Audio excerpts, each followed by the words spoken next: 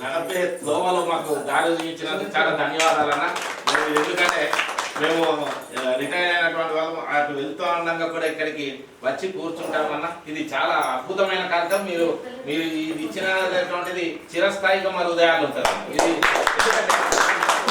Element చాలా important. ఎవరు ఇచ్చారో ఏంటిది అనేది చాలా ఇంపార్టెంట్ అన్న. దీనిపైన ఇంకేదన్నా ఉంటే దృష్టి పెట్టి దీనిపైన ఒక అభివృద్ధి పథకం నడిపించే మా కాలనీలో కమిటీ హాల్ చిన్నగా అయిపోయింది. కొంచెం పెద్దగా ఉండి కొంచెం మాకు కూడా ఫెసిలిటీస్ ఉంటే బాగుంటాయి. ముఖ్యంగా అయితే మాకు రోడ్ల మీద ఇబ్బంది ఉంది, ఇక్కడ రావడానికి పోవడానికి ఇబ్బంది అవుతుంది. అట్లా మాకు ఇంకా కొన్ని మిషన్స్ కూడా అవైలబుల్ ఉంటే బాగుండాలి. ఇంకా చాలా మంది నేర్చుకోవాలని అనుకుంటున్నారు. ఇంకా కొన్ని ఎక్కువ అయితే బాగుంటాయని మా ఆలోచన సార్. Okay sir.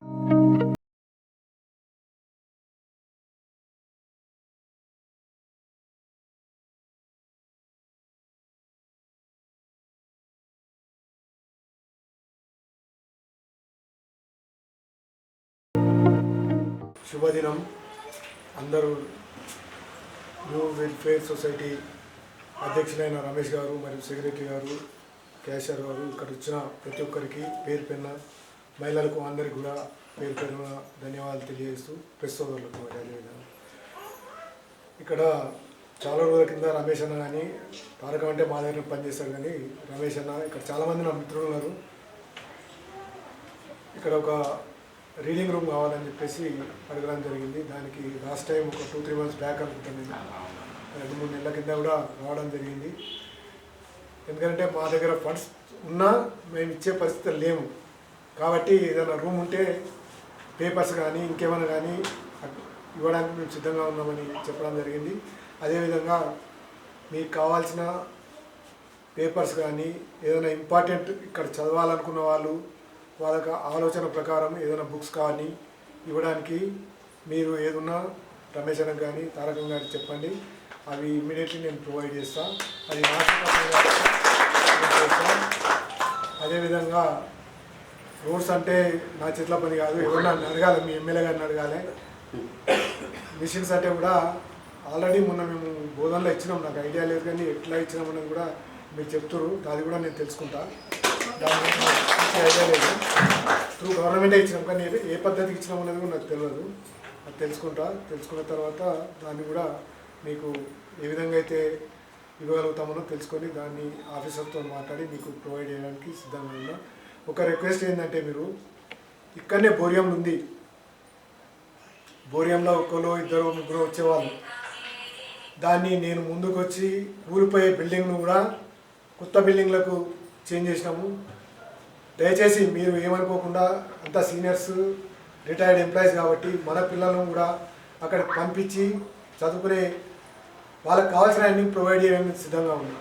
అక్కడ బాత్రూమ్స్ లేవంటే కూడా 8 లక్షల రూపాయలు నూడా నుంచి శాంక్షన్ తీసుకున్నా.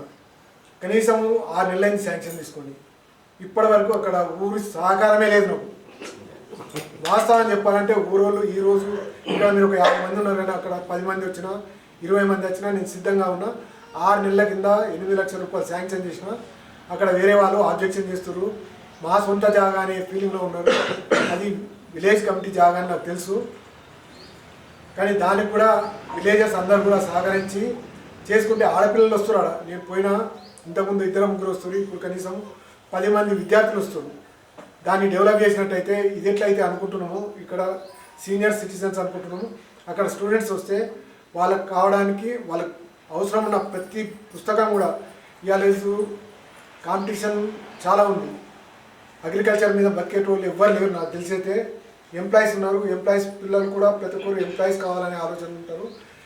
ప్రతి స్టూడెంట్ కూడా చదువుకొని ఉద్యోగం సంపాదించాలనే ఆలోచన ఉంటారు. కాబట్టి మన పిల్లల్ని కాకుండా ఇంకా ఈ మండలంలో నాకు తెలిసి అది ఒకటే ఉంది. అసలు ఈడ కూడా వెల్ఫేర్ సొసైటీలో కూడా ఇవ్వడానికి నాకు పర్మిషన్ లేకుండా నేను రిస్క్తోనే ఇచ్చిన. నిజామాబాద్ టౌన్లో ఇవ్వడానికి వీల్లేదు. అయినా ఖచ్చితంగా ఇవ్వాలా. మైనార్టీ సెక్షన్లో 2 ఉన్నాయి. ఇది కూడా మన హిందువులలో ఒకటి ఇవ్వాలా అనే ఉద్దేశంతో ఇక్కడ ఇవ్వడం జరిగింది. కంటిన్యూ చేస్తా. మీకు వాష్రూమ్ ప్రాబ్లం అన్నారు.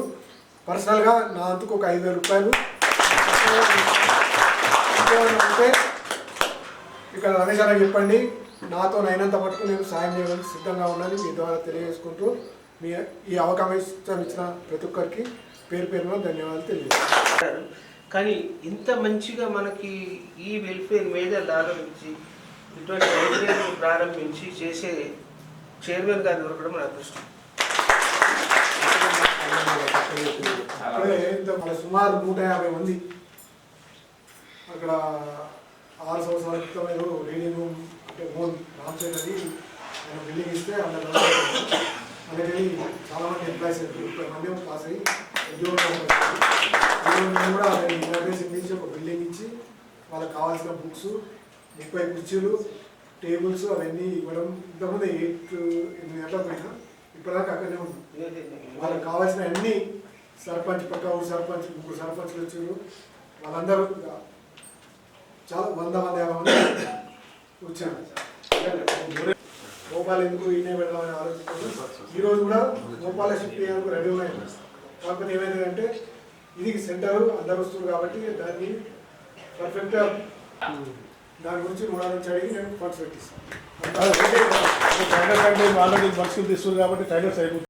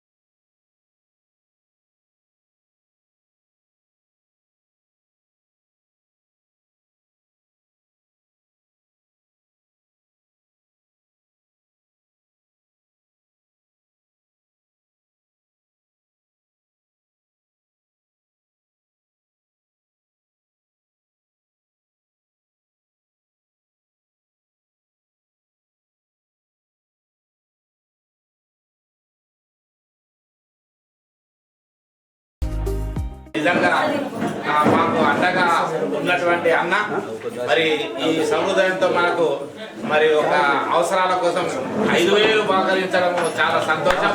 వారికి అమ్మవారి యొక్క ఆశీస్సులు ఉండాలని సదా కోరుకుంటున్నాం.